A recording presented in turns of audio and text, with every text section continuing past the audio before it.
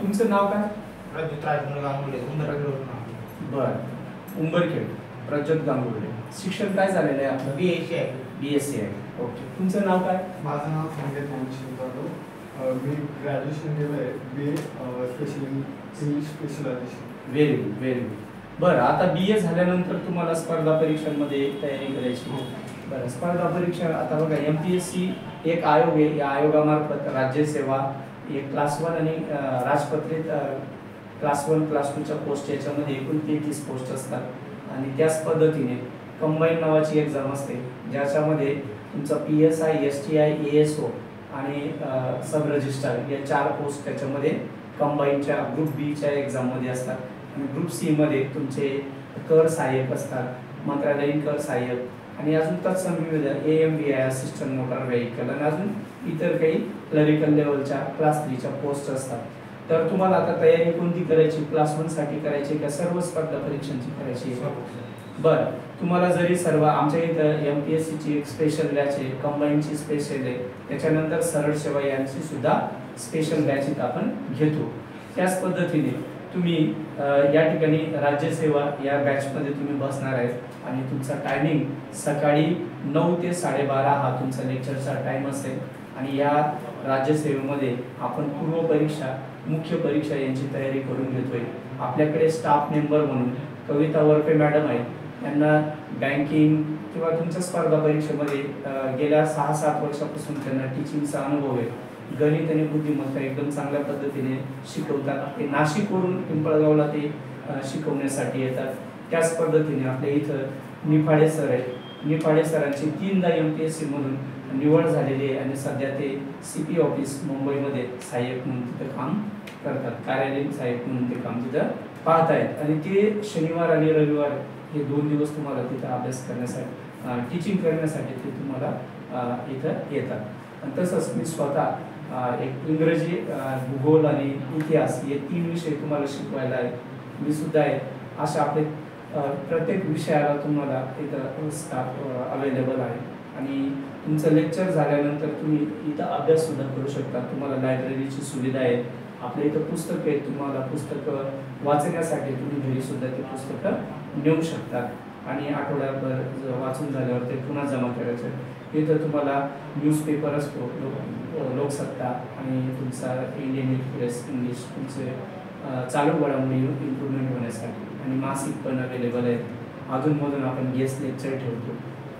जे उत्तीर्ण झालेले स्पर्धा परीक्षेमधून जे अधिकारी वर्ग असतो त्यांचं मोफत मार्गदर्शन तुमच्या इथं असतं. आपल्या इथं दर आठवड्याला टेस्ट पण होते. आणि टेस्ट झाल्यानंतर तुम्हाला मार्क्स कळवले जातात.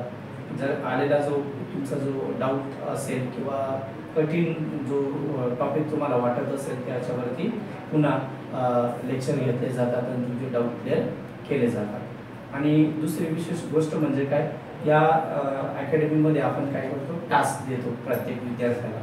आणि टास्क देऊन त्याला एका सकाळी मी 12-12:30ला टास्क देतो आणि 5 पर्यंत ते टास्क कंप्लीट करून देतो. मग त्या टास्कमध्ये आता सध्या मी राज्यघटनेवर टास्क दिली होती. माझ्या अकॅडमीतल्या मुलांचे 22 भाग जे असतील, पूर्ण जे 395 कलम असतील आणि त्याच्या अंतर्गत जे येणारे विषय असतील ते पाठ करून घेतले मी आता. अशा पद्धतीने आपण पूर्णतः पाठ करून घेतो. हे बघा, आपल्या अकॅडमीचं आपण व्हिजिटिंग कार्ड आहे. तुमच्या मित्रांना कळवा, याच्यावरती ॲड्रेस दिलेला आहे. कोणकोणत्या परीक्षेची आपण काय करतो, तयारी करून घेतोय याची संपूर्ण माहिती तुम्ही तुमच्या गल्लीतले मित्र असतील, वर्गातले मित्र असतील किंवा तुमचे नातेवाईक असतील त्यांनाही आपल्या अकॅडमीबद्दल सांगा आणि त्यांनाही इथं प्रवेश घ्यायला मार्गदर्शन करा. ओके, अजून काही तुमचे डाऊट्स, फीज वगैरे त्याच्याबद्दल काही विचारायचं आहे का? फीजमध्ये मॅथ विषय थोडा हार्ड. तो मॅथ विषयाला कविता वरपे मॅडम इथंच बसलेले आहेत. त्या कविता वरपे मॅडम अगदी चांगल्या पद्धतीने तुमचं मॅथ आणि रिजनिंग करून घेतील. सोप्या आणि चांगल्या सरळ भाषेमध्ये ते तुमची मॅथची तयारी करून घेतील. अजून काही विचारायचं आहे तुम्हाला? बरं, आपली राज्यसेवेची फी फक्त किती आहे? 30,000 रुपये. आणि ती तुम्हाला 3 टप्प्यामध्ये द्यायची आहे, 3 इन्स्टॉलमेंटमध्ये द्यायची आहे. आणि ती फीस तुमच्या 3-4 महिन्याच्या एक तुम्ही क्लास लावल्यापासून एक पहिला टप्पा असेल, मग नंतर 4 महिन्यांनी दुसरा टप्पा असेल, 4 महिन्यांनी तिसरा टप्पा असेल, 4-12 असे वर्षातून तुम्ही 3 टप्प्यामध्ये ही फीज पे करू शकता. आणि त्याच्याबद्दल तुम्हाला पावती वगैरे तुमचा दिली जाईल तुम्हाला फी पे केल्याबद्दल. आणि इतर सुविधा पण तुम्हाला अवेलेबल आहे. इथे लायब्ररीची पण सुविधा आहे. लेक्चर झाल्यानंतर 12 ते 7 संध्याकाळपर्यंत तुम्ही काय करू शकता, लायब्ररी जॉईन करू शकता. ओके, अजून काही माहिती? हां, आणि तुम्हाला जे झालेले लेक्चर्स असतात ते रेकॉर्डिंग तुम्हाला आपल्याकडे डिजिटल बोर्ड आहे. त्या डिजिटल बोर्डमध्ये तुम्हाला झालेले लेक्चरच्या PDF स्वरूपात तुम्हाला नोट्स पण अवेलेबल होतील. आपलं एक ॲप आहे आपल्या अकॅडमीचं, ते ॲप पण तुम्ही डाउनलोड करू शकता. त्याच्यातून तुम्ही ऑडिओ व्हिडिओ दोन्ही लेक्चर्स अवेलेबल आहेत. आणि PDFs पण नोट्समध्ये अवेलेबल आहेत. नोट्स आपल्या PDF मध्ये अवेलेबल आहेत. ते तुम्हाला आपल्या ॲपवरती भेटू शकते. एवढंच नाही, इंस्टाग्राम, फेसबुक, व्हॉट्सअप या सर्व, इन्स्टावरती आपलं अकाउंट आहे, तुम्ही त्याला ॲड करू शकता. फेसबुक पेज आहे ते तुम्ही यूज करू शकता. यूट्यूबला पण आपले काही व्हिडिओ लेक्चर्स आहेत ते पण तुम्ही फ्री ऑफ कॉस्ट बघू शकता. अशा पद्धतीने विद्यार्थ्यांना म्हणजे आपल्या ग्रामीण भागामध्ये जेणेकरून नाशिकला कोणाला जाण्याची गरज नाही, पुणे मुंबईला जाण्याची गरज नाही पडणार. एवढ्या ज्या फॅसिलिटीज तुम्हाला तिथं अवेलेबल आहेत त्याच तुम्हाला इथं अवेलेबल करून दिलेले आहेत. त्याच्यापेक्षाही चांगल्या. आणि नाशिकचे शिक्षक आपल्याला इथं टीचिंगला नाशिकवरून आपल्याला टीच करायला शिक्षक येत आहेत. अजून काही प्रॉब्लेम, काही डाऊट असतील तुम्ही विचारू शकता. ते कंबाईनची तयारी किती टार्गेट होईल? कंबाईनची तयारी करायची असेल ना, तुम्हाला प्रिव्हियस इयरचे काही कट ऑफ जे असतील ते कट ऑफ बघायचे. आणि ते कट ऑफ कसे बघायचे, गेल्या तुम्ही 18, 19, 20, 21, 22 आणि 23 या वर्षाचा कट ऑफ बघायचा. आपल्या कॅटेगरीनुसार बघायचा. आपण ज्या संवर्गामध्ये मुळतो म्हणजे STचा किती आहे, SCचा किती आहे. तुम्ही स्पोर्ट प्लेअर असाल तर स्पोर्ट्सचाच कट ऑफ तुमचा वेगळा लागेल, किंवा हँडिकॅप असतील तर त्याचा कट ऑफ वेगळा लावतो. आणि किंवा तुम्ही भूकंपग्रस्त असाल, प्रकल्पग्रस्त असाल, त्याचा कट ऑफ वेगवेगळा असतो. आपण ज्या संवर्गामध्ये ज्या कॅटेगरीमध्ये बसतो त्याचा कट ऑफ आपल्याला इझी वेबसाईटवर मिळून जातो. साधारणतः कट ऑफ 55 ते किती 60च्या दरम्यान असतो. आपण जास्त 5 मार्क्स एक्स्ट्रा ठेवायचे, 60 ते 65 एक्सपेक्टेड कट ऑफ ठेवायचा.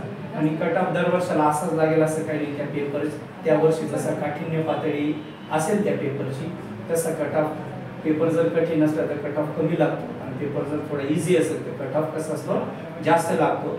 आणि त्याच्यावर अजून एक, जर त्या दिवशी म्हणजे ती जाहिरात जर कमी पदांसाठी असेल तर कट ऑफ जास्त लागतो, आणि जास्त पदांसाठी लागलं तर कट ऑफ कमी लागतो. आता 8,000 गटकच्या 8,000 जागा भरल्या गेल्या होत्या. बराच कट ऑफ कसा असला, कमी लागला होता. आणि अशा पद्धतीने तुम्ही तुमचं टार्गेट सेट करायचं. 60 ते 65 मिनिमम कंबाईनसाठी टार्गेट ठेवायचा. त्याची पण एक व्यूहरचना असते. तुम्ही 3 सब्जेक्ट, कोर सब्जेक्ट परफेक्ट करून ठेवायचे. तुम्ही कोणताही भूगोल असेल, इतिहास, तुमच्या आवडीचे कोणती येते. जवळपास एका टॉपिकला, एका विषयाला 15 ते 13-14, जास्तीत जास्त 15 मार्क्स विचारले जातात. सपोज तुम्ही जर 3 विषय असे परफेक्ट बनवले आणि त्या 3 विषयांमध्ये तुम्हाला जर 15 जर मार्क्स मिळायला लागले, 15 त्रिक 45, मी म्हटलं 40ही भेटले तुम्हाला 3 विषयामध्ये, तर बाकीचे जे कठीण विषय वाटणारे असतील त्याच्यामध्ये जर तुम्ही 5, 7, 8 असेही मिळवले तर तुम्ही 60च्या वरती प्लस स्कोअर जातो तुमचा. म्हणजे बऱ्याच विद्यार्थ्यांना गणित बुद्धिमत्तामध्ये टायमिंगच्या अभावामुळे कमी मार्क्स मिळतात किंवा कमी वेळ असतो आणि समजायला तो विषय कठीण असतो, म्हणून तुम्हाला त्याच्यामध्ये 6-7 मार्क्स मिळाले. करंटमध्ये 6-7 मार्क्स मिळाले, 6×12 झाले. इथे ऑलरेडी तुमचे 40 झालेले, 12 किती झाले, 52 मार्क्स झाले. अजून विज्ञानामध्ये 5-6 मार्क्स मिळाले, 58-60 झाले. बरोबर आहे की नाही. इकॉनॉमिक्समध्ये 5-7 मार्क्स मिळवले तर तुम्ही इझी 60 ते 65 मार्क्समध्ये तुम्ही हे करू शकता. ओके, चालेल या.